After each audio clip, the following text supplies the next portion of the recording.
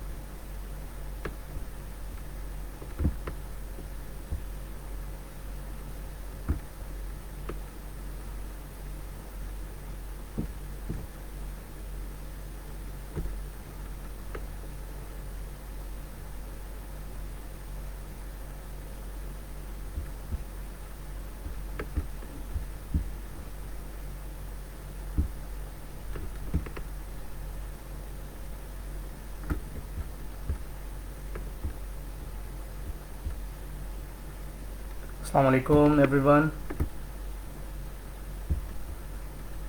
मेरी आवाज़ आपके पास पहुंच रही है? Am I Audible?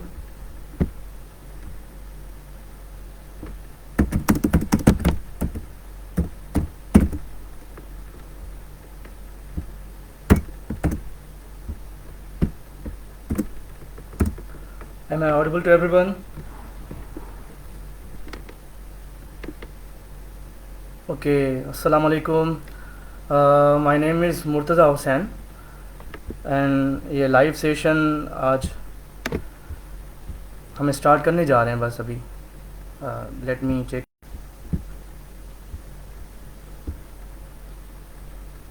2 minute wait करते हैं, हम स्टार्ट करते हैं फिर।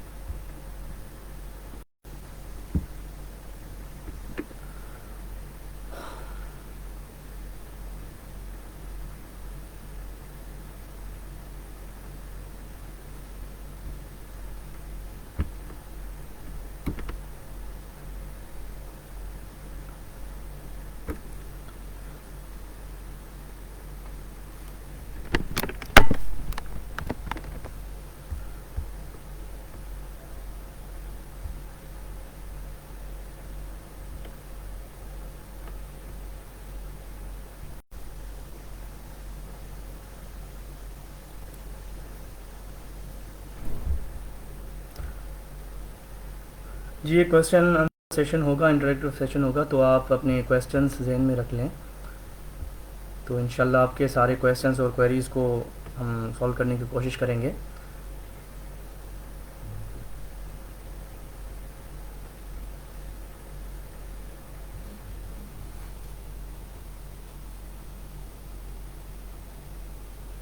हेलो।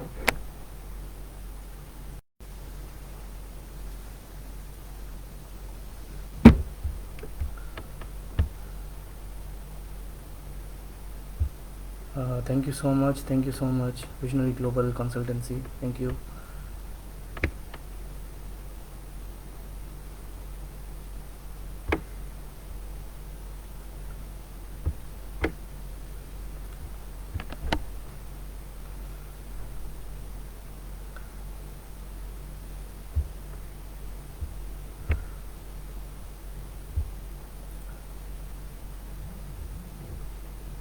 जी जी, हम सब पे बात करेंगे इंशाल्लाह। पहले आपको थोड़ा बहुत टिप्स बताएंगे हम, और उसके बाद आपके क्वेश्चंस फिर आप पुट अप करें यहाँ पे, फिर आपके आंसर्स दिए जाएंगे। Thank you Nisar Ahmed Maqsi. चलें स्टार्ट करते हैं, 2 मिनट हो गए हैं। 15 व्यूअर्स हैं, आप शेयर करते रहें तो हम स्टार्ट करते हैं।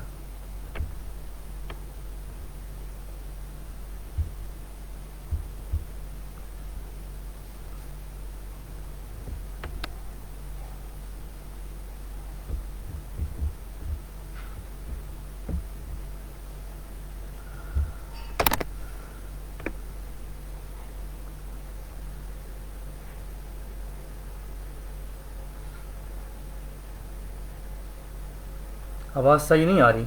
नहीं, मैंने अभी स्टार्ट नहीं किया। प्लीज़ लेट मी नो कि आवाज़ आ रही है। सबके पास?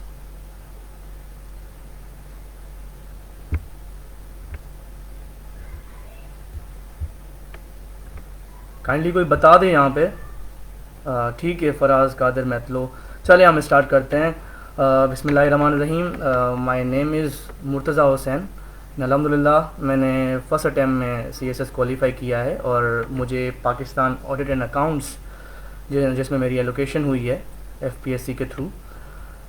आज हम यहाँ पे स्टार्ट कर रहे हैं ये CSS प्रिपरेशन के लिए आपको इन्फॉर्मेशन दी जाएगी यहाँ पे। चले मैं आपको बेसिक चीज़ें बता दूं पहले कि CSS एक लॉन्ग जर्नी है, ये शॉर्टकट नहीं है किसी भी चीज़ का। वैसे किसी भी चीज़ का शॉर्टकट नहीं होता, तो सिमिलरली CSS भी एक शॉर्टकट नहीं है, ये एक लॉन्ग जर्नी है। एक परसिस्टेंस, कंटिन्यूटी और परसीवरेंस, ये चीज़ें आनी चाहिए। अगर आपके पास कंटिन्यूटी नहीं है अपने काम में तो आप CSS छोड़ के कोई और काम कर लें, बिकॉज़ ये एक फुल टाइम जॉब है, एक शॉर्ट पार्ट टाइम जॉब नहीं है। क्योंकि मेरा जर्नी मैं आपको बताऊंगा बाद में, पर मैं आपको ये बता दूं कि मैंने जो जर्नी स्टार्ट किया था वो 2019 में किया था फॉर्मली।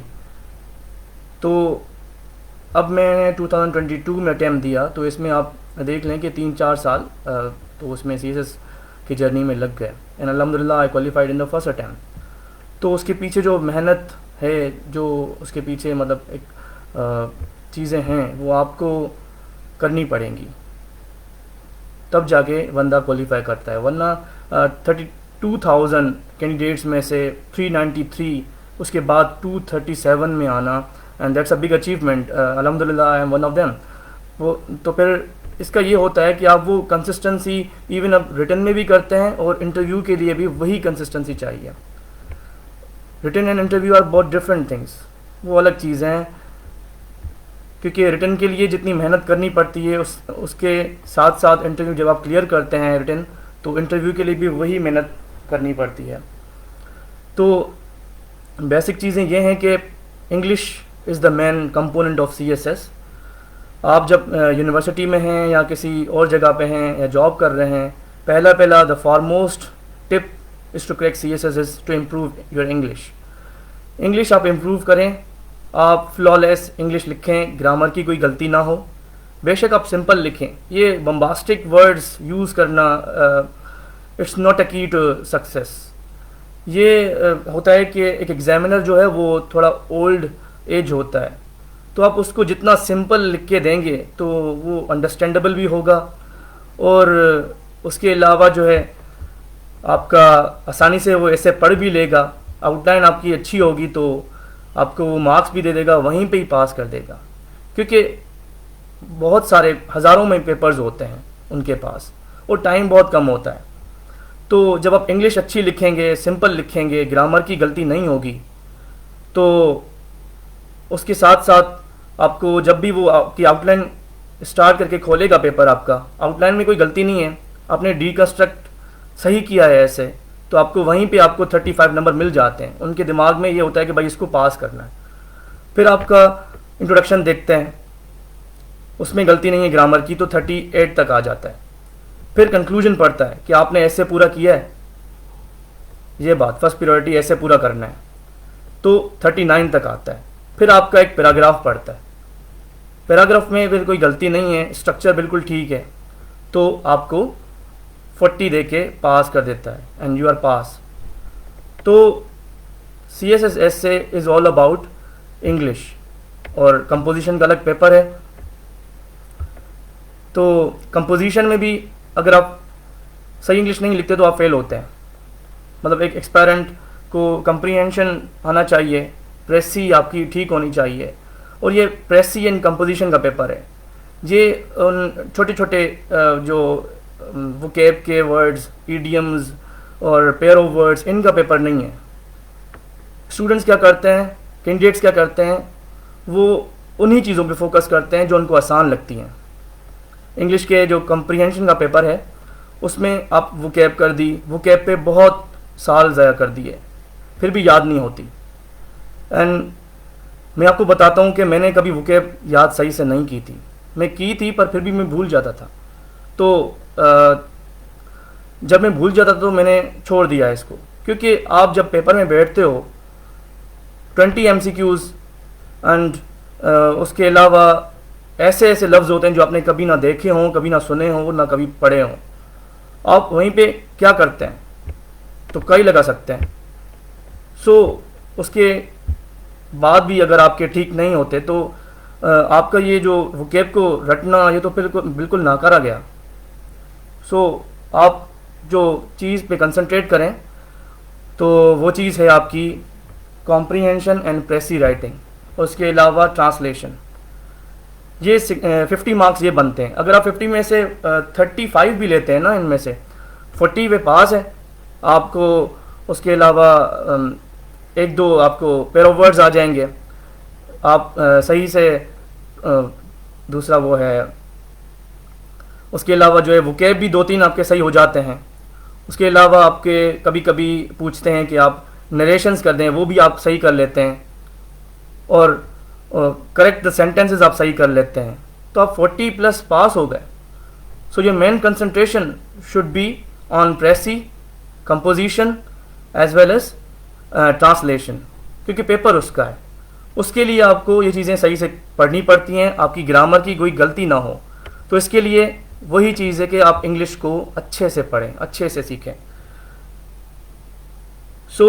ये चीज़ है, grammar is the key, English is the key. 80% paper CSS, essay and Pressy, and rest of the CSS is all about the other subject.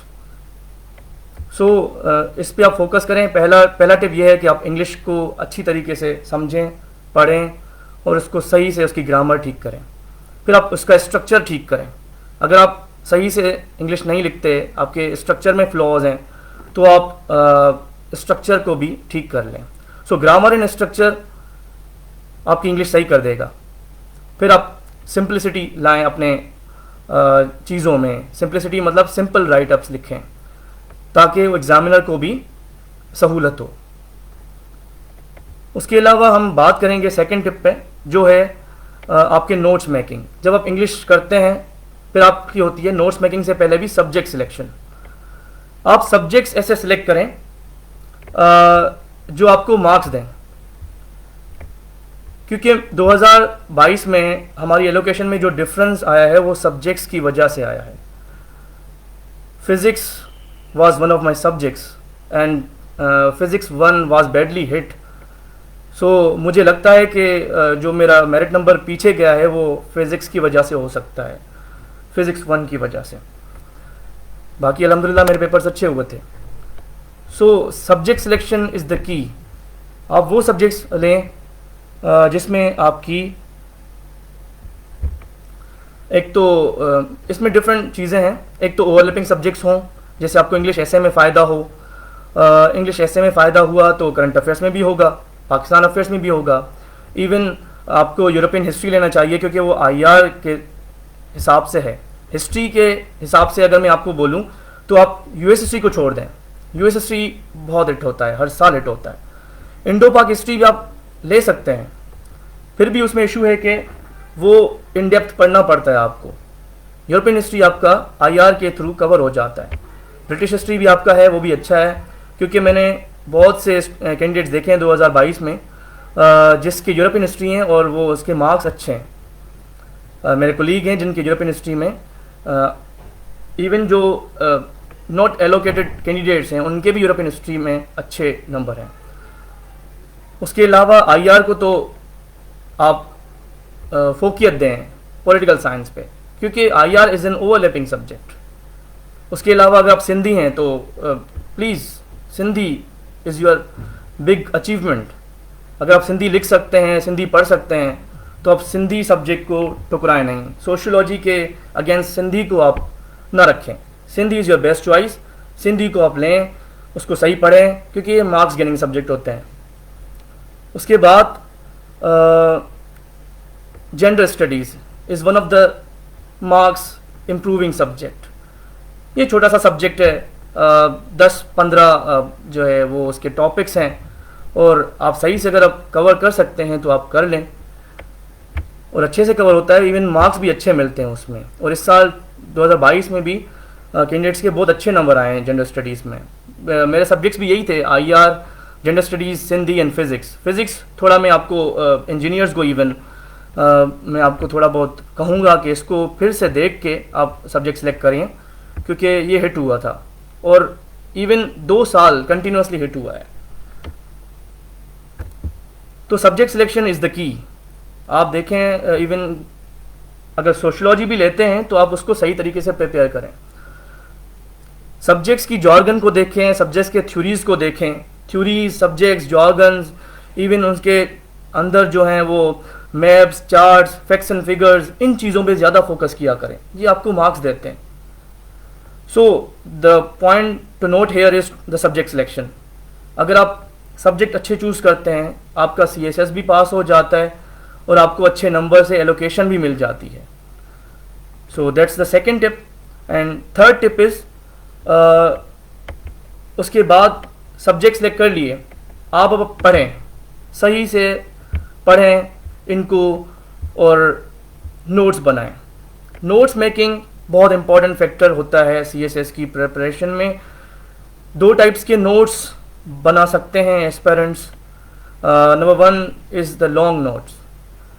Long notes वो होते हैं जो आपको सब्जेक्ट्स के लिए काम आते हैं। फॉर एग्जांपल मैंने IR पढ़ना है, एकेडमी से पढ़ना है, खुद पढ़ना है, इवन किसी टीचर से पढ़ना है या डिफरेंट सोर्सेज से पढ़ना है, तो आप जो चीज़ें पढ़ते हो आपको वो चीज़ें रिकॉर्ड में तो होंगी, तो आप वो नोट्स बनाते जाते हैं। आप ऑनलाइन बनाएं, बेशक ऑन साइट बनाएं, या मीन्स ऑनलाइन बनाएं या ऑन पेपर बनाएं, ये आप पे डिपेंडेंट है।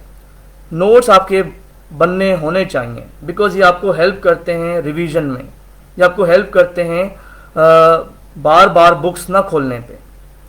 आप जो पहले लेट्स सपोज कोई एकेडमी ज्वाइन करते हैं, कोई लेक्चर होता है, आप लेक्चर पढ़ते हैं, तो उन नोट्स में वो लेक्चर तो लिखेंगे ही, उसके अलावा आप खुद अपनी साथ साथ वैल्यू एडिशन भी करते जाएंगे। वो कैसे? आप जो सब्जेक्ट पढ़ते हो, जिसके आप नोट्स बनाते हो किसी टॉपिक के, तो आप जो है वहाँ जाके, घर में जाके आप उसकी खुद उनको पढ़ें। जो चीज़ एक्स्ट्रा है, लेट्स सपोज डेफिनेशंस हैं, वो आप खुद निकालें, अच्छे ऑथर्स की डेफिनेशंस निकालें। उसके अलावा उसके साथ मैप्स हैं। अगर लेट्स सपोज मैंने करंट अफेयर्स का टॉपिक किया है the war between Ukraine and Russia, इनके इम्पैक्ट्स, इनके काजेज़, इनको हल कैसे किया जा सकता है वर्ल्ड के हिसाब से, मतलब दुनिया में इसको हल कैसे करें। सो इस पे क्या होता है कि आप उसमें फैक्ट्स एंड फिगर्स आते हैं, मैप्स आते हैं। लेट्स सपोज मैं इम्पैक्ट इसका बताता हूँ कि रशिया यूक्रेन क्राइसिस की वजह से एक रिफ्यूजी क्राइसिस वहाँ पे रीजन में आ गया, तो मैं क्या करूँगा, यहाँ पे मुझे दिमाग में आएगा कि रिफ्यूजीज कहाँ कहाँ गए। तो रिफ्यूजी गए डिफरेंट कंट्रीज़ में। मैंने क्या किया, मैंने दिमाग में आया कि भाई इधर मैं मैप बनाऊँ जिसमें रशिया यूक्रेन का नक्शा हो, उसके साथ साथ बेलारूस और उसके साथ पोलैंड और ये 2-3 कंट्रीज़ जो उसके साथ हैं वो मैं बना देता हूँ उसके साथ रीजन में। और मैं फिर क्या करूँगा, यूक्रेन से एक 2-3 मैं एरोज़ बनाऊँगा कि भाई यूक्रेन में वॉर हुई और उसके साथ जो रिफ्यूजीज़ गए वो डिफरेंट कंट्रीज़ में गए, वो एरोज़ डिफरेंट कंट्रीज़ में आप जाते हैं। Let's suppose for example Poland में 2.3 मिलियन पीपल रिफ्यूजी बन के चले गए, तो मैंने एरो के थ्रू वो बना दिया। पोलैंड में इतने गए, रशिया में इतने गए, सही है। तो ये चीज़ें आपको इम्पैक्ट ये चीज़ें क्रिएट करती हैं। लेट्स सपोज आपने कहीं पे पढ़ा है, इवन यूट्यूब से पढ़ा है टॉपिक, पर उन्होंने आपको इतने ये चीज़ें नहीं बताई, तो आप घर में जाके ये इसको चीज़ों को हैंडल करें, सही है।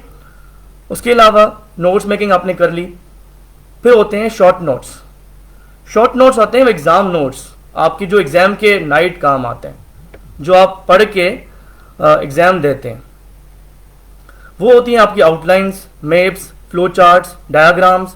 वो जब आप सही से पूरा पढ़ के, जब आप रिवाइज कर करके, इवन आप जब नोट्स बनाते हो फाइनल, इवन आप जब मॉक पेपर भी देते हो, आप प्रैक्टिस करते हो क्वेश्चन आंसर्स की, तो आप वहाँ से जो फीडबैक मिलता है क्वेश्चंस को हैंडल करने के लिए कि एग्ज़ाम के लिए हम आखिर में क्या स्ट्रेटजी लेनी चाहिए, कौन सा टॉपिक किस तरीके से हम एग्ज़ाम में लिखेंगे जाके, तो उस हिसाब से आप उसको हैंडल करें, उस हिसाब से आपके वो शॉर्ट नोट्स बनेंगे।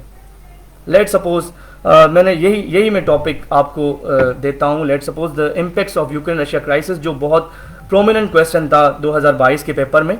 तो इसमें बहुत सारे इम्पैक्ट्स हो सकते हैं, फॉर एग्जांपल फूड क्राइसिस और ग्लोबल आपकी ये जो रिसेशन आया था इकोनॉमी का, वो इवन आपके जो सप्लाई चेन्स डिस्टर्ब हुई थी, वो रिफ्यूजी क्राइसिस, इवन दुनिया में लड़ पड़े थे जो कंट्रीज थे दरमियान, यूरोप में फिशर्स पैदा हो गए थे, तो वो भी आपको एज एन इम्पैक्ट वो लिख सकते हैं आप उसमें। तो ये 4-5 उसमें आउटलाइन बना के आप लिखें। Next step is short notes भी बन गए, वो एग्जाम नोट्स होते हैं। अब है उसके बाद राइटिंग प्रैक्टिस। ये बहुत इंपॉर्टेंट है। Writing practice is the key to success. लोग कहते हैं सीएसएस में सिर्फ पढ़ना पड़ता है, इतना पढ़ना पड़ता है कि बस पागल हो जाना है। ये कुछ भी नहीं है। पढ़ें, आप अच्छे से पढ़ें, अच्छे बुक्स पढ़ें, क्वालिटी मटेरियल पढ़ें, नोट्स अच्छे बनाएं, हैंड रिटन हो या ऑनलाइन नोट्स बनाएं, कंप्यूटर पे बनाएं, पर आप उनको रिवाइज करके लिखें, क्योंकि एग्ज़ाम है लिखने का, पढ़ने का एग्ज़ाम नहीं है। जितना आप राइटिंग प्रैक्टिस करेंगे उतना आपके चांसेस ज़्यादा बढ़ जाएंगे क्वालिफाई करने के।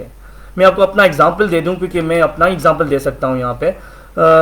ये है कि मैंने 3 महीनों में, आखिरी 3 महीनों में मैंने 39 एसेज, कंप्लीट एसेज अल्हम्दुलिल्लाह मैंने लिखे थे और चेक करवाए थे। आपको मेरा पता है, जिसको नहीं पता तो मैं आपको बता देता हूँ कि मेरे पर्सनल मेंटोर हैं सर सद्दाम मक्सी, जिनको रमज़ान के महीने में मैं डेली चेक करवाता था ऐसे, और मुझे शाम को वो ऐसे, सुबह को मैं लिखता था, शाम को मुझे वो ऐसे मिल जाता था, और जो गलतियाँ मुझे निकलती थी वहाँ पे, तो मैं वहाँ पे वो एडजस्ट कर लेता था।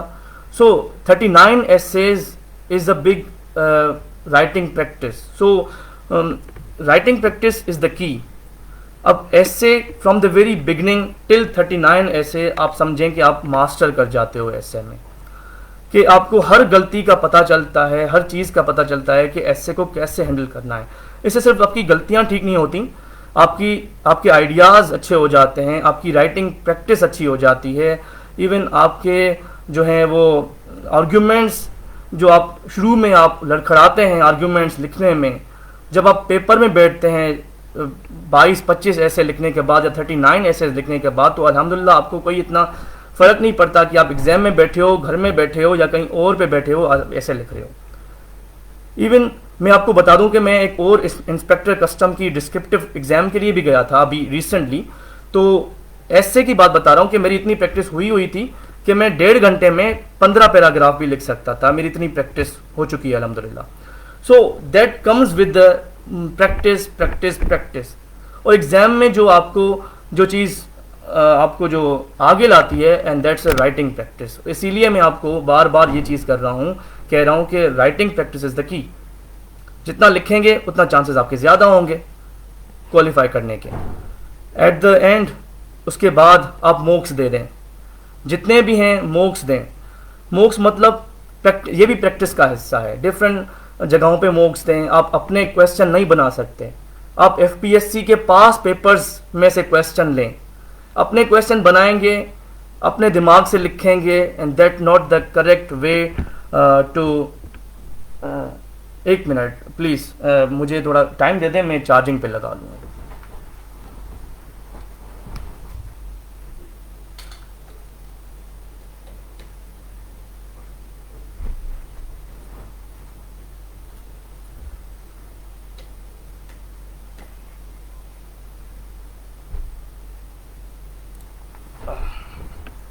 यस जी, हम कहाँ थे? मॉक पेपर्स पे आप मॉक्स दें।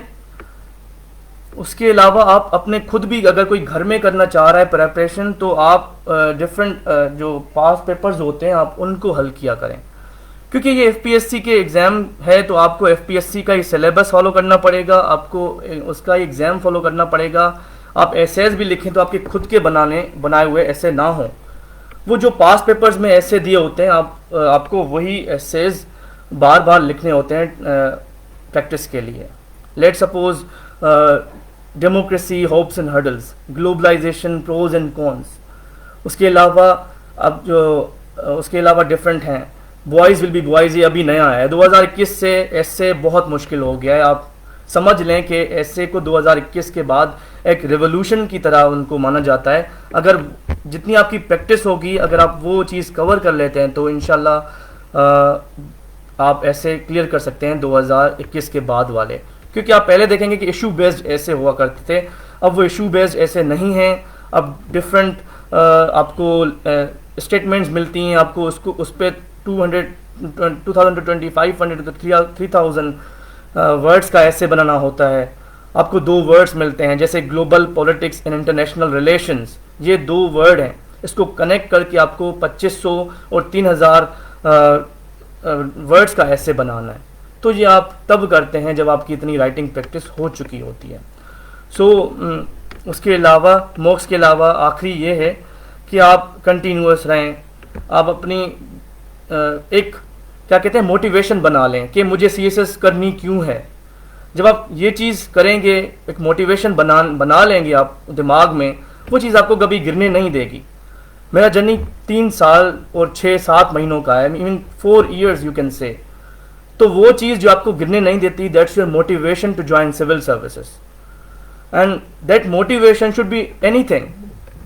सो वो आप खुद अपने दिमाग से सोचें कि मेरी मोटिवेशन क्या है ज्वाइन करने की. तो वो आप, क्योंकि ये जर्नी बहुत डिफरेंट है, डिफ़िकल्ट है, तो आपको साल तो लगेंगे. इवन गाइडेंस, हर चीज़, हर जो डिफरेंट एकेडमीज़ हैं, डिफरेंट मेंटोर्स हैं, इवन टीचर्स, आपको गाइडेंस अच्छी मिलती है. पर आप जो है मेन कंपोनेंट खुद हैं. You have to be that, you have to have the charm in your heart कि मुझे CSS करना है. ठीक है. तो और ये होता है कि आप जब कंटिन्यूअस पढ़ते हैं तो आप खुद ब खुद डिफरेंट टीचर्स की तरफ जाते हैं, डिफरेंट मेंटोर्स की तरफ जाते हैं, डिफरेंट, मतलब ये है कि आप लगे रहते होते हैं, बस मुझे करना है, मुझे करना है, मुझे करना है. तो ये चीज़ है. तो कंटिन्यूअस एफर्ट इज़ द की. और गाइडेंस भी अच्छी होनी चाहिए. उसके अलावा गाइडेंस अगर अच्छी नहीं है तो मुझे नहीं लगता कि, क्योंकि वो इंसान भटक जाता है. सेल्फ स्टडी भी आप कर सकते हैं, पर मैं ये कहता हूँ कि थोड़ी बहुत गाइडेंस आपको राह दिखाती है. सेल्फ स्टडी भी आप कब तक करेंगे. मैंने भी किसी टाइम सेल्फ स्टडी की थी, पर मुझे थोड़ा बहुत था कि मैं थोड़ी बहुत गाइडेंस लूँ, और गाइडेंस अलहम्दुलिल्लाह मैंने ली. एंड उसके अलावा अपनी मेहनत, जज्बा और ये चीज़ें, माँ बाप की दुआएं. Main component is the prayers of your parents, of your relatives, of your colleagues, friends. उनका आपके साथ जो है मोटिवेशन ये होती है कि वो आपको सपोर्ट करते हैं हर चीज़ में. ये चीज़ तो एक तो आप मोटिवेशन रखें दिल में. अगर आप उतर आए CSS के दरिया में तो आप उसको छोड़ें ना. छोड़ेंगे तो सही नहीं रहेगा, फिर आप कहीं के नहीं रह सकते. क्योंकि आप इंजीनियरिंग फील्ड को छोड़ के आते हैं, किसी और फील्ड को छोड़ के आते हैं, आप इधर टाइम, अगर आप छोड़ते हैं बीच में तो आप टाइम वेस्ट करते हैं, अपना करियर तबाह करते हैं. तो अगर आप कर रहे हैं, सही से करें, ठीक से करें, मेहनत करें, और इंशाल्लाह आप जो है ना अच्छे से इंशाल्लाह आप क्वालिफाई कर सकते हैं. I am the one of दोस्त, अल्हम्दुलिल्लाह, ऑफ दोस्त 237 कैंडिडेट्स जिन्होंने इस साल CSS क्लियर किया है. और मैं अपने आप को अल्हम्दुलिल्लाह बहुत खुश नसीब समझता हूँ कि मुझे अल्लाह ने इतनी फर्स्ट अटैम्प्ट में मुझे क्लियर किया, मेरी मेहनत को रंग दिया अपना. So and that's is the final tip. आप नमाज़ पढ़ते रहें, माँ बाप से दुआएं लेते रहें, और जो करें अच्छे के लिए करें. और इवन वन लास्ट थिंग, जो मतलब हर किसी की आप हेल्प करते रहें, किसी न किसी तरह की. तो ये चीज़ होती है कि आप को जब कहते हैं ना कि आप किसी को ऊपर उठाते हैं, अल्लाह आपको ऊपर उठाता है. तो दैट्स अ की. ये चीज़ें करते रहें और इंशाल्लाह अल्लाह पाक आपको क्वालिफाई, आपके मकासद में इवन जो है वो आपको तरक्की दे, इवन आपके जो जो एस्पायरेंट्स हैं यहाँ पे। सो अल्लाह आपको CSS क्वालिफाई करवाए इंशाल्लाह। अभी आपके क्वेश्चंस हम अभी क्वेश्चन का सेशन रखेंगे, तो आपके क्वेश्चंस हैं तो मैं आपको एड्रेस कर देता हूँ। जी फर्स्ट इज़ टाइमलाइन भी बता दें। जी टाइमलाइन ये होता है कि पहले आप इंग्लिश को ठीक कर लें। आप जब इंग्लिश को ठीक कर लेंगे तो आप सब्जेक्ट्स की तरफ जाएं। सब्जेक्ट्स आप अच्छे सिलेक्ट कर लिए आपने, सही से सिलेक्ट करें, सब्जेक्ट सही से सिलेक्ट करें। उसके अलावा आप उनको सही से पढ़ेंगे, अच्छे से पढ़ेंगे, फिर आप उनको रिवाइज करते रहें। एस्से को ज़्यादा टाइम दें। अगर आप 50% 70% आप सब्जेक्ट्स कर देते हैं, फिर आप एस्से को उठाएं। बिकॉज ऐसे वो चीज़ नहीं है कि आप बस शुरू करेंगे और आपको खुद ब खुद आइडियाज आते जाएंगे। That's not the way. ऐसे should be taught and learned in between your preparation।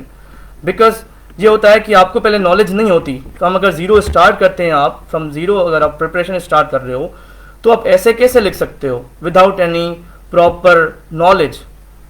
जब आप आर्ग्यूमेंट्स देखेंगे, IR का सब्जेक्ट पढ़ेंगे। अब मेरा ऐसे जो था, जो global politics and international relations था, वो IR का ऐसे है, IR सब्जेक्ट से रिलेटेड है। अगर मेरा IR सब्जेक्ट नहीं होता तो मैं कैसे इसको अटैम्प्ट कर पाता। या डिफरेंट मेरे कोलीग्स हैं वहाँ पे, वो अगर उनके सब्जेक्ट्स में से ही एसेज निकल आए थे, तो वो अगर सब्जेक्ट सही से नहीं कर पाते तो वो ऐसे कैसे हल कर पाते। तो जब आप 60% 50% आप अपने सब्जेक्ट्स कर लिया करें, तो फिर आप एसे की तैयारी करें। इसमें क्या होता है कि आपको लिखने में आसानी होती है, आर्ग्यूमेंट्स भी होते हैं आपके पास, सही है। अगर पहले ऐसे में दो चीज़ें होती हैं, एक होता है आपका आर्ट, एक होता है साइंस। ऐसे दो चीज़ें हैं, आर्ट भी होता है और साइंस भी होता है। साइंस कैसे होता है, ऐसे आप उसका स्ट्रक्चर समझते हो, फॉर्मूला जो भी उसका है, पैराग्राफ का, इंट्रोडक्शन का, आउटलाइन का, इवन कंक्लूजन का, ये साइंस है। अब आर्ट क्या है, ये आप भले साइंस पहले सीख लिया करें, आपको ऐसे की साइंस आनी चाहिए पहले ही, कि पैराग्राफ कैसे लिखें, कंक्लूजन कैसे लिखें, इंट्रोडक्शन कैसे लिखें, और इवन आउटलाइन कैसे लिखें। ये आप चीज़ें, कुछ तो टॉपिक्स आपको पढ़े हुए होंगे तो आप उस पर स्टार्ट कर लें, ऐसे किस तरीके से साइंस ऐसे की होती है।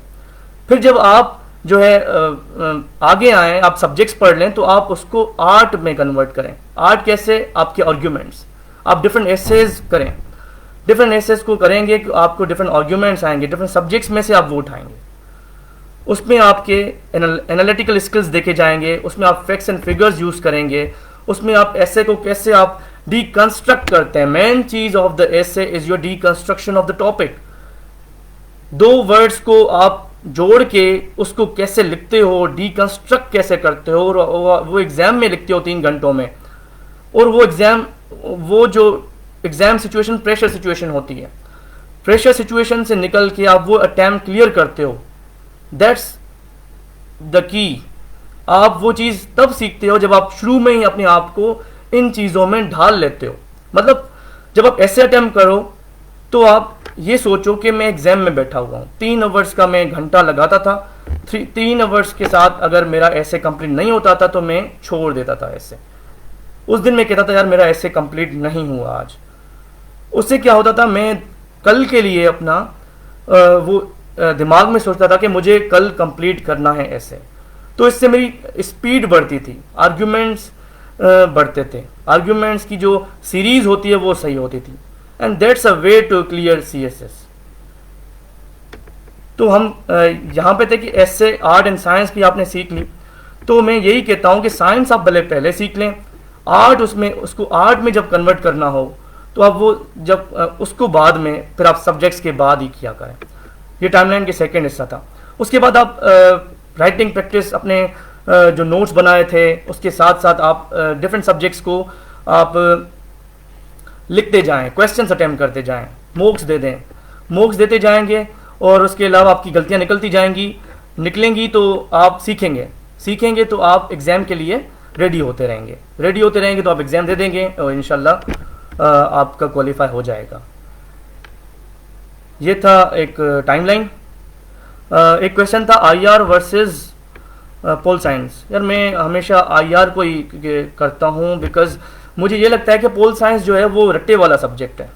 अगर कोई बंदा जिसका क्रैमिंग पक्की होती है वो आप पोल साइंस कर सकते हो, जिसका बैकग्राउंड हो वो पोल साइंस ले ले, जिसको सही पढ़ा हुआ हो किसी भी मतलब उसकी डिग्री में, तो वो भले ले सकता है।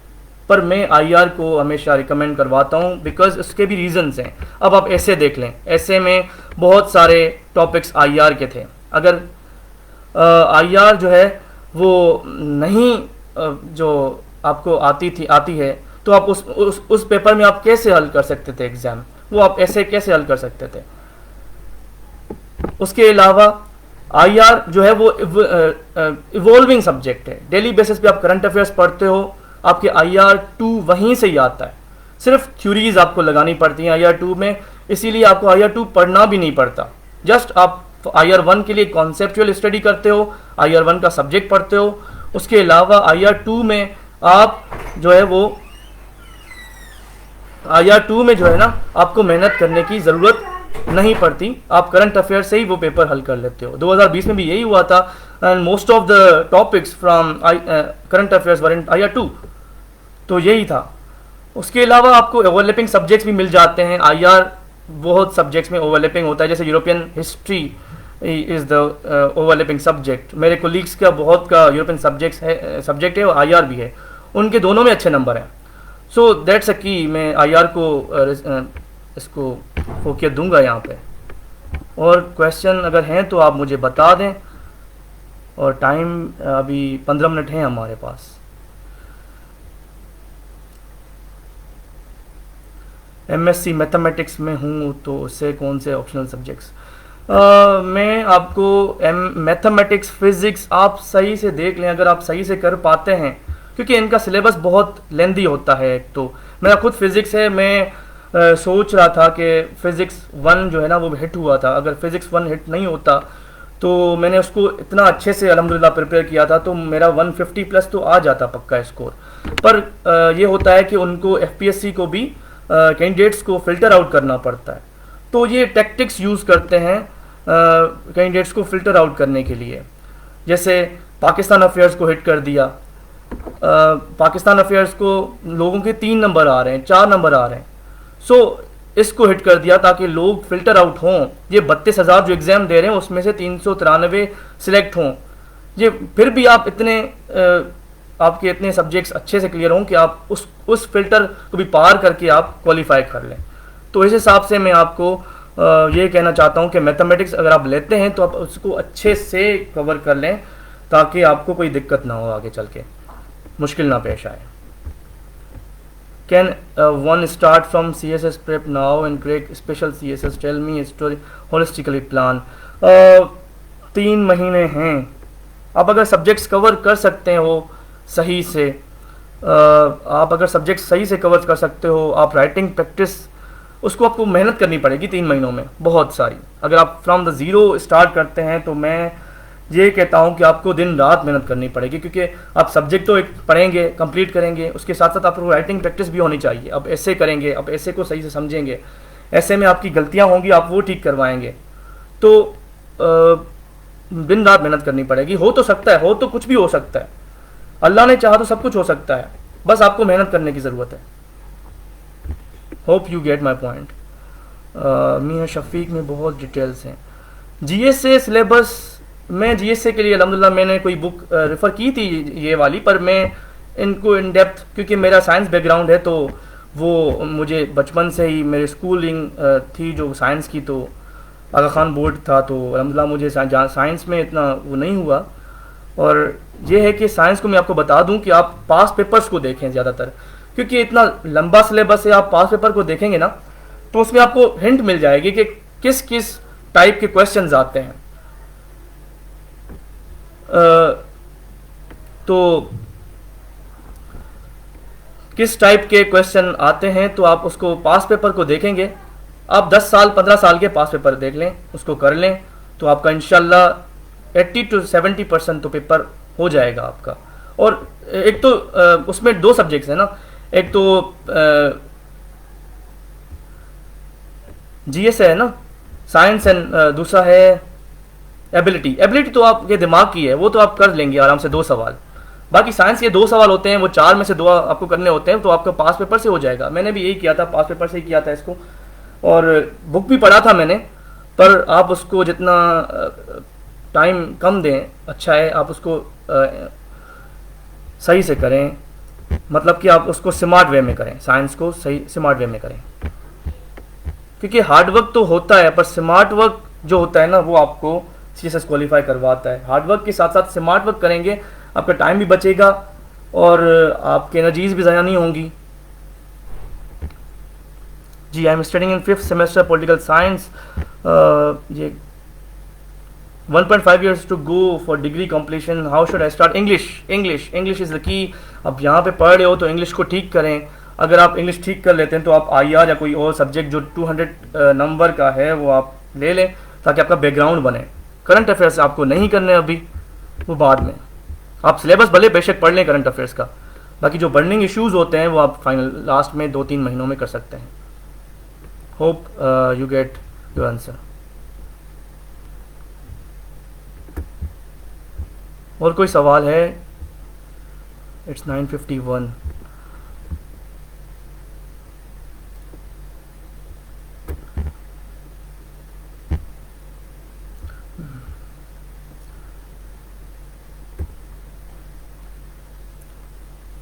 मेंटोर और सेंटर जो भी ले लें, वो बंदा पकड़ लें जो आपको राइट गाइडेंस की तरफ लाए।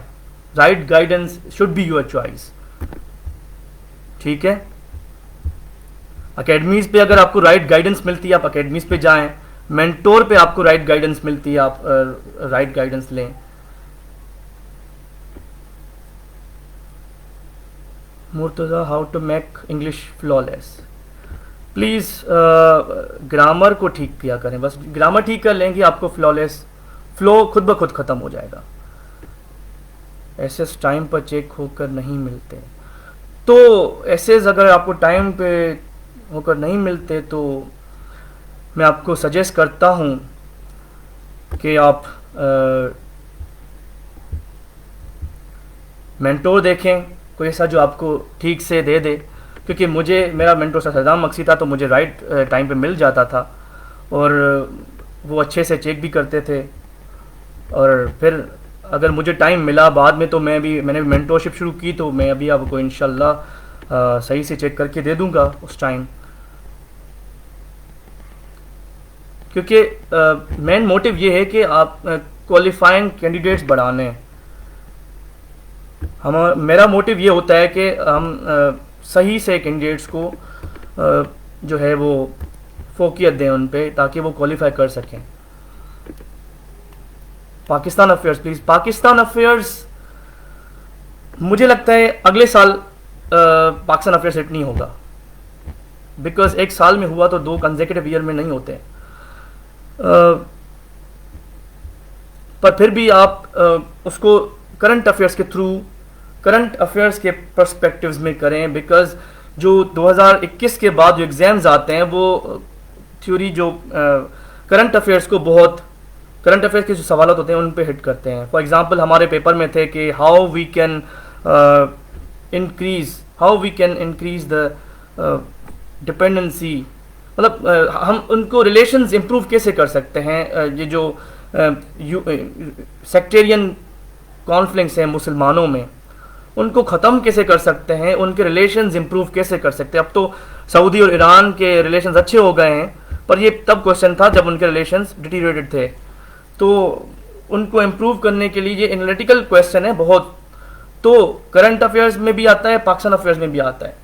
पर इसको जो है हल करने के लिए आप उस पाकिस्तान अफेयर्स की जॉर्गन यूज़ करनी पड़ती है, पाकिस्तान अफेयर्स के स्टेटमेंट्स यूज़ करने पड़ते हैं, पाकिस्तान की कॉन्स्टिट्यूशन के जो आर्टिकल्स हैं वो यूज़ करने पड़ते हैं। फॉर एग्जांपल मैं principles of policy of the state में कोट करूंगा यहाँ पे, जो कॉन्स्टिट्यूशन के उस हिसाब से है कि एक आर्टिकल है 37, आई थिंक 38 या 37 है या 34 है, मुझे इतना जहन में नहीं है। वो ये है कि Pakistan should maintain the good relations with the neighboring countries as well as Muslim countries. सो अगर हम इस सवाल में मैं ये आर्टिकल ऑफ द कॉन्स्टिट्यूशन लिखता हूँ और मैं अपने लिखता हूँ, तो मुझे वो एज देगा दूसरों पे जिसने ये आर्टिकल या कुछ ऐसी नहीं लिखी चीज़ें, बिकॉज ये डायरेक्टली हैंडल करता है कि मुस्लिम कंट्रीज के रिलेशंस कैसे होने चाहिए। तो ये बहुत इंपॉर्टेंट फैक्टर होता है पाकिस्तान अफेयर्स को कवर करने के लिए। अब मुझे पता नहीं है, मेरे डीएमसी 2-3 दिनों में इंशाल्लाह आ जाएगी, मैं आपको दिखा दूंगा कि मेरे नंबर कितने हैं पाकिस्तान अफेयर्स में, बिकॉज वो it has been badly hit by FPSC. When will you start ऐसे एवेल्यूएशन? इंशाल्लाह जब टाइम मिला तो इंशाल्लाह ज़रूर मैं ऐसे एवेल्यूएशन स्टार्ट करूँगा। वरना हमारे टीचर हैं टॉशपियर अकेडमी, सद्दाम मक्सी, वो भी एवेल्यूएशन करते हैं। मैं भी इंशाल्लाह 2-3 मैं भी जब फ्री हूँ तो बस स्टार्ट कर लूँगा। Very informative session, thank you so much.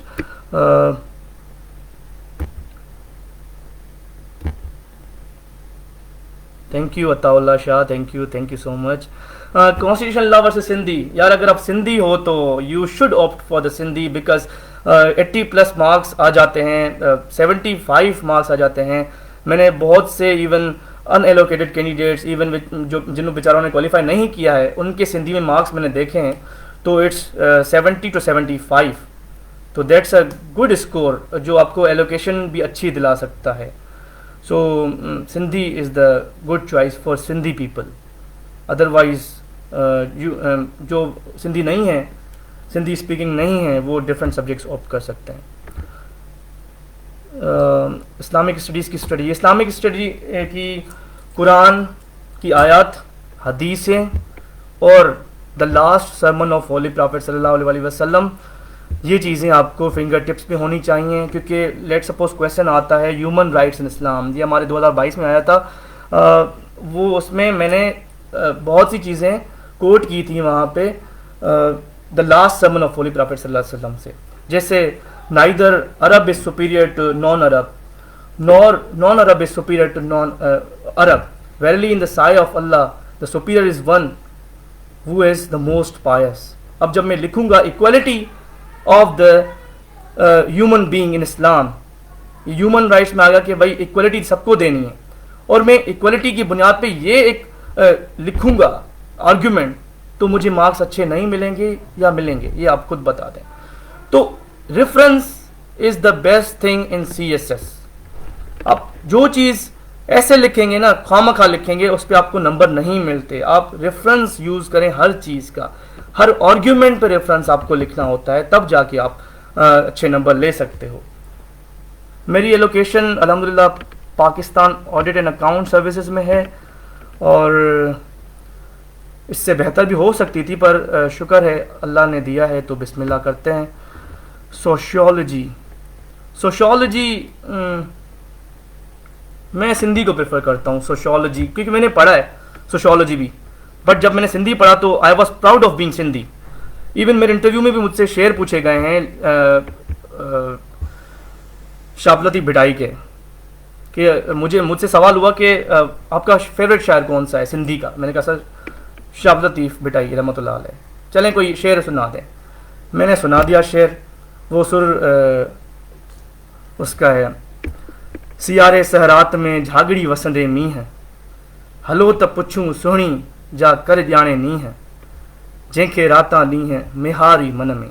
अब मैंने कॉन्टेक्स्ट बनाया इसका कि अगर कोई इंसान किसी चीज़ के लिए मेहनत करता है, जंहिंखे राता नी है मेहारी मन में, जंहिंखे रात नी है सिर्फ़ु पंहिंजो महबूब मेहार मन में आए, जेके पंहिंजो गोल जेको आहे मन में आहे, लेट सपोज कोई भी गोल आहे CSS आहे, त उहो क्लियर करे थो वञे, जीअं सुहिणी मेहार सां मिलण वेंदी आहे। ठीकु आहे, त अहिड़ो माना शाह लतीफ़ भिटाई मां, सो दे वर इम्प्रेस्ड, इवन दे सेड के माशाल्लाह यू हैव गॉट गुड तव्हांखे जेकनि सो शाइरी जा स्किल्स आहिनि, बिकॉज मां लिखियो हुयो, आई हैड रिटन दैट शायरी is my passion, poetry is my passion. So ये चीज़ें आप अपनाया करें। Sir how to reach out you out, मेरा फेसबुक पेज तो मैंने अभी नहीं बनाया, मेरा इंस्टाग्राम है, आप उस पर फॉलो कर सकते हैं मुझे, मुर्तज़ा हुसैन 1 के नाम से आप मेरा फॉलो करें। मैं जब फेसबुक पेज बना दूंगा तो इंशाल्लाह आपको बताऊंगा। मैं इवन टॉर्च बियर पेज पे भी मैं अपनी लिंक दे दूंगा। व्हाट अबाउट पब एड, ये क्या चीज़ है? Public administration is not my subject, sorry, but मेरे कोलीग्स ने लिया है subject. I think I will ask from them. So अगर उन्होंने क्वालिफाई किया है तो आप भी कर सकते हो, अच्छा सब्जेक्ट है। फिर भी आप देखें, अगर आप सही से कवर कर सकते हैं तो that will be good for you.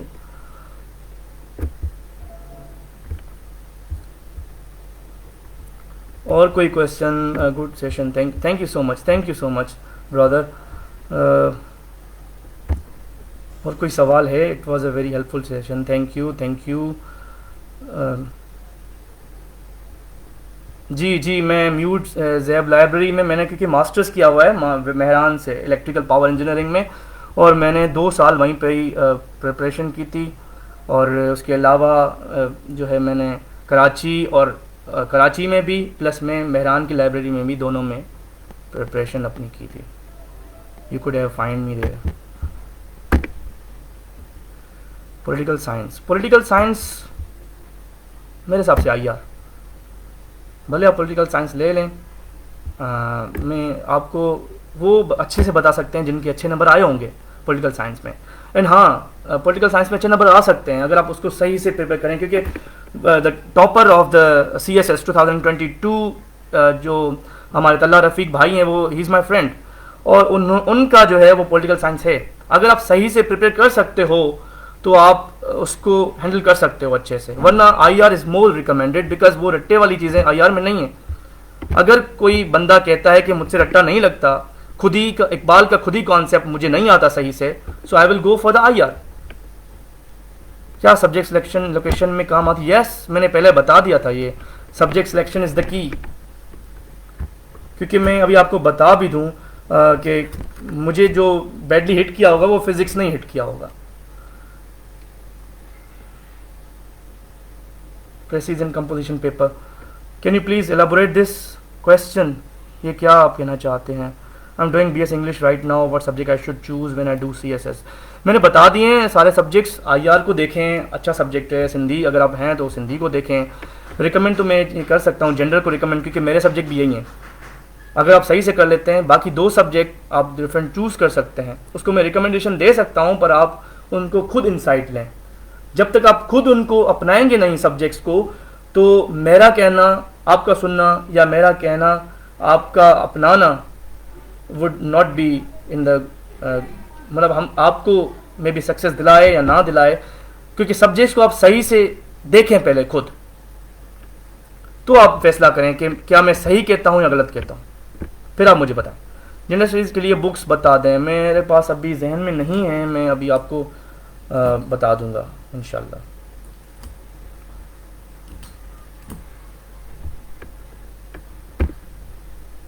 Optionals मेरे IR, general studies, Sindhi and physics 1 और 2 2 सब्जेक्ट्स हैं। जो फिज़िक्स 1 और 2 हैं उसको बहुत हार्डली जो है वो कवर करना पड़ता है, बहुत स्ट्रिक्टली कवर करना पड़ता है। फार्मूलाज 500 से ज़्यादा फार्मूलाज होते हैं, डेरिवेशंस होती हैं। सर CSS टफ तो कुछ भी नहीं है दुनिया में। अगर आपके पास हिम्मत है, आप CSS में पहले माइंड सेट बना लें। जब आप अपना मैं अपनी मैं जर्नी बताता हूँ आपका। शुरू में मैंने आपको ये सिर्फ बता दूं कि मैं 2019 से मैंने प्रिपरेशन स्टार्ट की है।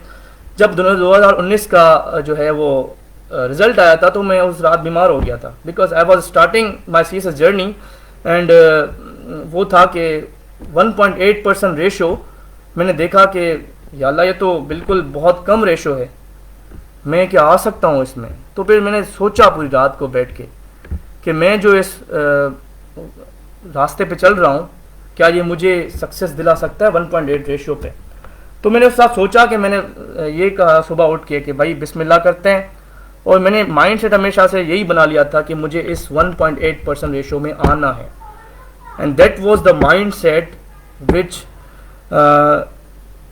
जो मुझे आज यहाँ पर आपके सामने एज अ CSP बिठा रहा है। And that is even 1.85 ratio this year, कि इस बार भी 1.8% रेशो है, और वही चीज़ है, वही पासिंग रेशो है। पर अल्हम्दुलिल्लाह मैं यहाँ से एस्पिरेंट से अभी CSS ऑफिसर बन गया हूँ। एंड दिस इज़ अल्हम्दुलिल्लाह, अल्लाह के बहुत बहुत एहसान है मुझ पे, जो मुझे हिम्मत दी है कि इन 4 सालों में मैं मेहनत करूँ और मैं अपनी मोटिवेशन को बरकरार रखूँ और इवन वो जो माइंड सेट था मेरा उसको फॉलो करूँ। तो mind set is the key. अब अगर आप माइंड सेट नहीं बनाते बीच में तो आप भटक जाते हैं। प्रेस सी के लिए सजेशंस, प्रेस सी के लिए आप भले क्लासेस ले लें, कोई टीचर पकड़ लें, कोई आप भले कोई बुक पकड़ लें, जो आपको ठीक लगे। पढ़ना आपको वहीं से है जो आपको ठीक लगे, आपकी गाइडेंस है। When you will go to CS इंशाल्लाह नवंबर में इंशाल्लाह ताला sir, when we will go to when ऐसे मार्क्स DMCs अभी नहीं आई, तो I will share with you ऐसे की स्टडी। ऐसे की strategy is the writing practice. मैंने गिव अप करने का कभी नहीं सोचा था वैसे, क्योंकि मुझे पता था आई कैन डू इट। जब आप ये जहन में रखते हैं, जब आपकी स्ट्रेटजी यही होती है शुरू से ही कि माइंड सेट ये बनाना है कि मुझे पास होना है, तो आप पास होने के लिए ही पढ़ते हैं। फिर आप वो चीज़ें करते जाते हैं जो आपको पास होने के लिए हेल्पफुल होती हैं। जैसे कहते हैं ना कि that's common quotation of Paulo Coelho, that if you want something with a heart, all the universe conspires in helping you to achieve it. ये उसका भी शायद शाहरुख खान का भी फेवरेट डायलॉग है। किसी चीज़ को आप शिद्दत से पाएँ तो वो दुनिया की हर चीज़ आप उसे मिला लेती है आपसे। Murtaza Hussain 1 Insta ID। तो आपको शिद्दत से पाना है। ये जो मेरे साथ 237 393 जो भी हैं वो बेचारे, वो भी शिद्दत से ही पाने के लिए, मैंने उनके जर्नीज देखे हैं, वो भी वही हैं जो शिद्दत से पाने वाले हैं। ये किसने बता दिया आपको? Do you sing? Yes of course.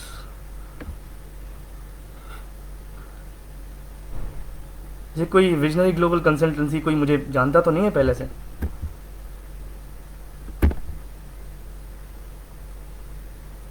Yes, allocated group change कर सकते हैं, पर दूसरा अटेम्प्ट देने के बाद। एक होता है कि अगर कोई आपसे पहले कोई ज्वाइन नहीं करता कोई भी ग्रुप, तो अल्टीमेटली अगर आप उसके पीछे होते हैं तो वो आपको मिल जाता है, ठीक है। अगर नहीं सभी करते हैं, क्योंकि दैट्स लाइफ टाइम अपॉर्चुनिटी, कौन ज़ाया करेगा? तो कोई नहीं करता, आपको दूसरा अटेम्प्ट देना पड़ता है। उसके लिए भी आपको वही मेहनत करनी पड़ती है फ्रॉम द बिगनिंग। पर जो एक बार CSS कर लेता है उसके लिए बहुत, फिर भी थोड़ा बहुत इतनी मुश्किल नहीं होती जो फर्स्ट टाइम होती है। फयाज बिन जमील, थैंक यू। आप करेंगे ग्रुप चेंज? देखें, अभी तो ऑडिट एंड अकाउंट्स का तो मज़ा लेने दें, क्योंकि हर ये होता है कि जब CSS कर लेते हैं ना सारे, तो वो दे बिकम द कॉमनर्स, और ग्रुप वो मैटर नहीं करता। फिर भी अगर किसी का होता है चांस करने का तो वो कर लेते हैं। फिर 1-2 साल के बाद, 4-5 साल के बाद एज होती है तो कर लेते हैं, वरना देखें अभी कोई इरादा नहीं है। इंशाल्लाह कभी हुआ इरादा तो करेंगे ज़रूर। अभी तो रेस्ट करना है थोड़ा बहुत। चलें, आपने IR की प्रिपरेशन कैसे की थी?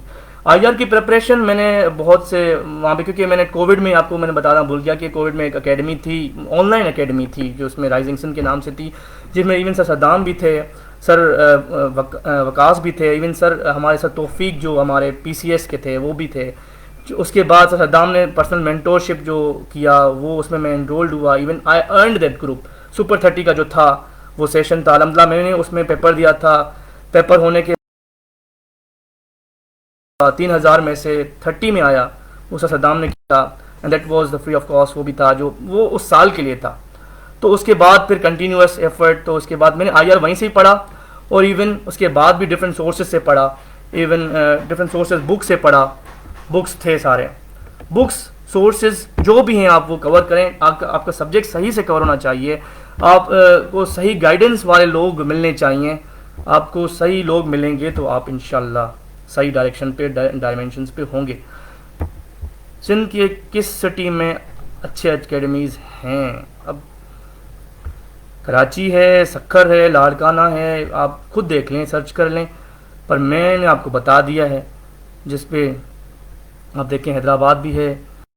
Sir you have prepared from Karachi? Yes. Torch bearer academy,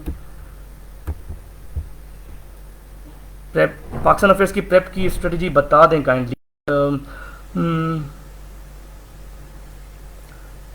Pakistan affairs को मैंने बताया तो था अभी बताया है 10 मिनट पहले कि आप उसको, एक तो आपको वो करनी है, जो प्री पार्टीशन रहा तो सही से करना है क्योंकि एक सवाल तो आता ही आता है, और उसके बाद आप करंट अफेयर्स को सही से देखेंगे, और पाकिस्तान अफेयर्स में लीडर्स के स्टेटमेंट्स, कॉन्स्टिट्यूशनल आर्टिकल्स, उसके अलावा मैप्स, पाकिस्तान का नक्शा आपको फिंगर टिप्स पे होना चाहिए, क्योंकि पाकिस्तान अफेयर्स का पेपर, हर पेपर का जॉर्गन होता है। अगर आप वो जॉर्गन लिखेंगे तो आपको मार्क्स मिलेंगे। इस्लामियात में आपको चीज़ें लिखनी होती हैं जो मैंने बताई थी, कुरान, हदीस और last sermon of holy prophet सल्लल्लाहु अलैहि वसल्लम, रेफरेंसेस होने चाहिए। अगर आप ये रेफरेंसेस पाकिस्तान अफेयर्स में पाकिस्तान के लीडर्स की स्टेटमेंट देते हैं तो आपसे ज़्यादा किसी को नंबर नहीं मिलेंगे। To share your DMC please. DMC अभी नहीं आई। फिजिक्स 200 मार्क्स के 2 पेपर हैं तो दोनों में कलेक्टिवली पास करना, 66 इज़ द पासिंग, बट आपको एलोकेशन के लिए नंबर चाहिए होते हैं। अगर आप पेपर सब्जेक्ट हिट होता है तो आपकी एलोकेशन पीछे चली जाती है, जैसा मैं समझता हूँ कि मेरे साथ ही हुआ है। And I was even thinking about the top position in my, मुझे तो इवन इंटरव्यू में मुझे सर ने कहा था कि इंशाल्लाह आप तो वो करेंगे, टॉप करेंगे, उसमें जनरल मेरिट में आएंगे। पर फिज़िक्स फिर भी देखें कल डीएमसी में क्या होता है, क्योंकि ये हमारे लिए भी एनालिसिस होती है कि हम किस में भटके हैं। For Sindhi preparation book Sindhi तब जो मुख्तसर, यार ये पुराना हो गया है। आपको मैं एक बुक बताऊंगा जो मेरे एक टीचर हैं जिन्होंने लिखा है, वो अच्छा बुक है, सर जी एच लाखों ने, मैं आपको बताऊंगा, वो पढ़ें। सर ग्रेजुएशन कहाँ से की है? मैंने एनईडी से ग्रेजुएशन की है इलेक्ट्रॉनिक इंजीनियरिंग में। मास्टर्स जो मैं इलेक्ट्रिकल पावर से कर रहा था, पर मेरी अभी थीसिस रहती है क्योंकि मैं सीएसएस का एग्ज़ाम दे रहा था, तो मैंने सेमेस्टर्स पूरे कर लिए हैं। इंटरव्यू में टोकन क्वेश्चंस होते हैं, दोनों होते हैं। इंटरव्यू क्वेश्चन में टोकन भी होते हैं कभी कभी, पर मोस्टली इस बार पैनल अच्छा था तो they asked some opinion based question, और वो अल्हम्दुलिल्लाह सही हो जाता है। फिर आप उसमें जब आप बात करने को आपको मिलता है ना, तो आपके पास आइडियाज़ होते हैं, तो आप सही से आप अपने आप को डिपिक्ट कर पाते हैं। इंटरव्यू में कोई शॉकिंग क्वेश्चन जो आप, हाँ शॉकिंग क्वेश्चन, मुझे ये मैं सोचूं थोड़ा बहुत। शॉकिंग क्वेश्चन ये था कि मुझसे पूछा गया कि आपको किस डायरेक्शन में हम ले जाएं, मतलब किस सब्जेक्ट से हम क्वेश्चन पूछें। मैंने 2-3 सब्जेक्ट्स बता दिए, उसमें से एक सवाल नहीं पूछा। मुझसे पूछा pre British era. Sir IG साहब थे तो उन्होंने मुझसे सारा प्री ब्रिटिश एरा पूछा, और अल्हम्दुलिल्लाह मुझे वो आता था और मैंने पढ़ा हुआ था। Pre British era was even the most critical part of my interview, और जो भी मेरा इवन जेंडर स्टडी था उसमें से एक सवाल भी मुझसे नहीं होता। मेरा इंटरव्यू थोड़ा टफ था, पर मैंने आखिर में जब शेर व शायरी बताई थी तो हैंडल कर लिया था सिचुएशन को, और मैंने स्मूथली उसको अल्हम्दुलिल्लाह कवर कर लिया आखिर में। शुरू से बस कॉन्फिडेंस लूज़ नहीं करना, शुरू से बस कॉन्फिडेंस आपका होना चाहिए। शुरू से लेकर आखिर तक मेरा अल्हम्दुलिल्लाह कॉन्फिडेंस बरकरार था जो भी क्वेश्चन दे रहा था, और मैंने गलत सवाल 2-3 ही दिए थे, तकरीबन सही दिया था। इकोनॉमी मेरा कवर था, इकोनॉमी के सारे क्वेश्चन आए थे मेरे। स्ट्रेटजी फॉर नोट्स को मैंने बता दिए हैं, ये सारा इसको दोबारा सुनेंगे ना तो आपको सारा कुछ मिल जाएगा। आप थोड़ा लेट आए हैं तो I should leave now because 10:13 बहुत घंटा हो गया। It's okay. सो इवन मैंने पानी भी नहीं पिया। चलें आखिरी क्वेश्चन लेते हैं, फिर बस मैं एंड करता हूँ यहाँ पे। इट्स मोर देन 1 आवर, फिर आपको सारी चीज़ें आएंगी, ये चीज़ें आप देखेंगे तो फिर आप मुझसे पहले कांटेक्ट कर लिया करें। Sir your advice for all aspirants. Aspirants के लिए एडवाइस यही है कि पहले आप माइंडसेट बनाएं कि भाई मुझे सक्सेस लेनी है और मेरे पास ऑप्शन दूसरा नहीं है, मेरे पास यही ऑप्शन है। अगर आप आते हो तो आप अच्छे से पढ़ें, कहाँ भी जाएं, लाहौर जाएं, इस्लामाबाद जाएं, इवन कराची जाएं, इवन हैदराबाद जाएं, कहाँ भी जाएं, गाइडेंस अच्छी लें और इवन आप सही मेंटोर चूज़ करें। इवन इसके बाद जो है आप ये समझ लें कि मुझे करना है, सीएसएस करना है, तो ये कंटिन्यूटी भी उसमें आ जाएगी। आप जो जिस डायरेक्शन में जाएंगे वो भी आपका सही होगा, तो आप वो चीज़ें करते जाएंगे। प्रैक्टिस, राइटिंग प्रैक्टिस भी करेंगे तो ये हो जाएगा इंशाल्लाह। माइंडसेट इज़ द की, motivation for your CSS journey is the की। ये दो चीज़ें बहुत इम्पोर्टेंट है। लाहौर में कौन सी एकेडमी बेस्ट है?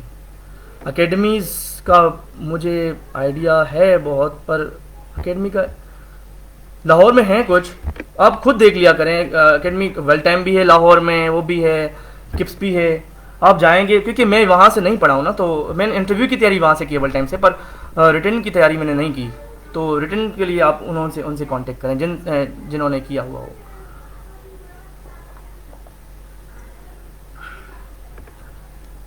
एग्ज़ाम से पहले मैंने 39 ऐसे लिखे थे 3 महीनों में, और आखिरी जो रमज़ान का महीना था मैंने 17 और 19 ऐसे लिखे थे शायद, और वो फुली चेक थे। Thank you so much your mentor Saddam Hussain.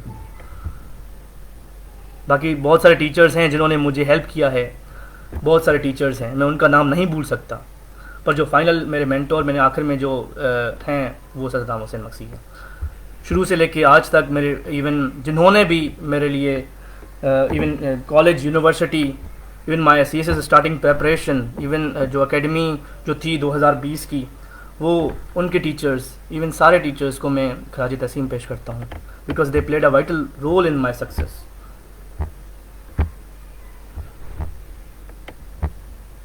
Thank you sir. Okay, अल्लाह हाफिज़। चलें हम लीव करते हैं। Okay, thank you for your time. अल्लाह हाफिज़।